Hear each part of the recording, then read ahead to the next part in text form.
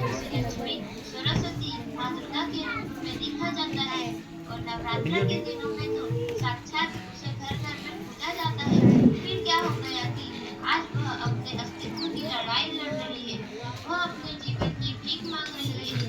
अरे बेटी तो हर घर की शान है, उसी से घर में रोशनी है ये और भी पे घर में आता है। खुशहाली है। तो आइए बेटियों के मैं कहता हूँ सम्मान में ऐसा बगलियों हम एक नाटक प्रस्तुत करने जा रहे हैं जिसका शीर्षक है बेटी बचाओ बेटी पढ़ाओ। मीरा, ओ मीरा, तुमने मुन्ना को कहीं देखा क्या? पता नहीं सुबह सुबह कहाँ चला गया। अभी उसने कुछ खाया भी नहीं, दूध भी नहीं पिया और स्कूल जाने की तैयारी भी तो करनी है। नहीं माँ, मैंने तो मुन्ना को नहीं देखा। मैं तो सुबह से बर्तन ही धो रही हूँ। माँ, मुझे भी स्कूल जाना है। मुझे पढ़ना लिखना बहुत अच्छा लगता है। मेरा भी दाखिला स्कूल में करा दो ना माँ।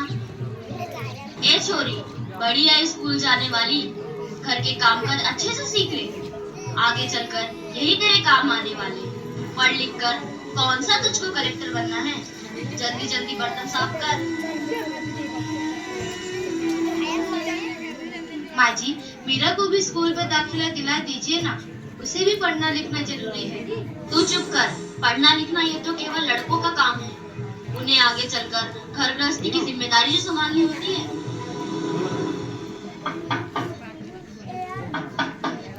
अरे क्या हो रहा है? कौन किसकी जवाबदारी संभाल रहा है? और हमारी मीरा बेटी क्यों रो रही है? देखिए ना डॉक्टर दीदी, दादी मुझे स्कूल ही जाने नहीं देती।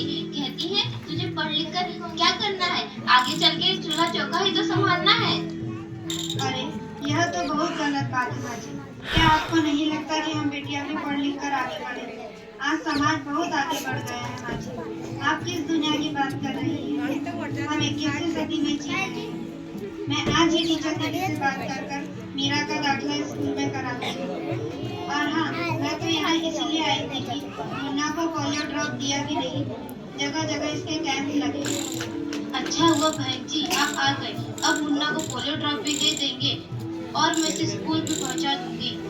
अच्छा मीरा, अब तुम रोना नहीं। तुम जरूर स्कूल जाओगी और एक दिन पढ़ लिख कर मेरी तरह बहुत अच्छी डॉक्टर बनोगी। ठीक है बेटा?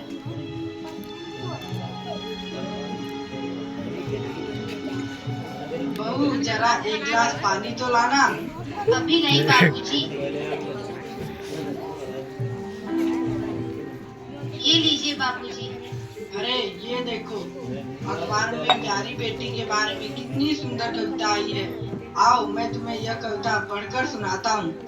कहती बेटी बाह प्रसार, मुझे चाहिए प्यार दुलार। बेटी की अनदेखी क्यों करता है निष्ठुर संसार। सोचो जरा हमारे बिन बसा सकोगे घर परिवार। गर्भ से लेकर यौवन तक मुझ पर लटक रही तलवार। मेरी व्यथा वेदना का अब हो स्थायी उपचार। जब माही जग में न होगी तो तुम जन्म किससे पाओगे। जब बहन होगी घर आंगन में तो किससे रूठोगे किसे मनाओगे। जब दादी नानी न होगी तो तुम्हें कहानी कौन सुनाएगा। जब कोई स्वप्न सुंदरी ही न होगी तो तुम किससे ब्याह रचाओगे। जब घर में बेटी ही न होगी तो तुम किस पर लाड़ लुटाओगे। जिस दुनिया में स्त्री ही न होगी उस दुनिया में कैसे रह पाओगे। जब तेरे घर में बहू ही न होगी तो कैसे वंश आगे बढ़ाओगे। नारी के बिन जग सुना है, तुम ये बात कब समझ पाओगे। हाँ तो भाग्यवान, कैसी लगी यह कविता, है ना मजेदार।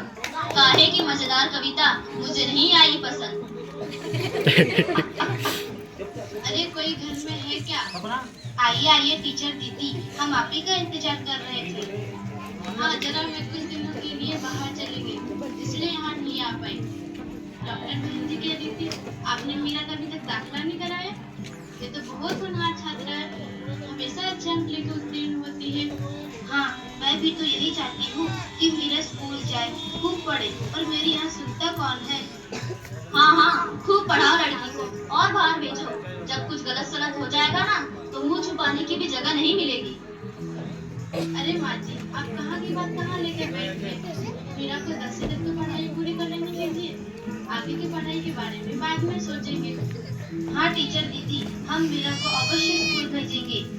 मैं उसे मेरे जैसा अनपढ़ नहीं रहने दूंगी, उसे खूब पढ़ाऊंगी। कल मीरा को तैयार रखना, मैं उसे लेने आऊंगी। क्यों दादाजी, सही कहा ना मैंने? हाँ हाँ बेटा, बिल्कुल सही कहा। कब से तेरा मीरा को भी स्कूल जाने दो।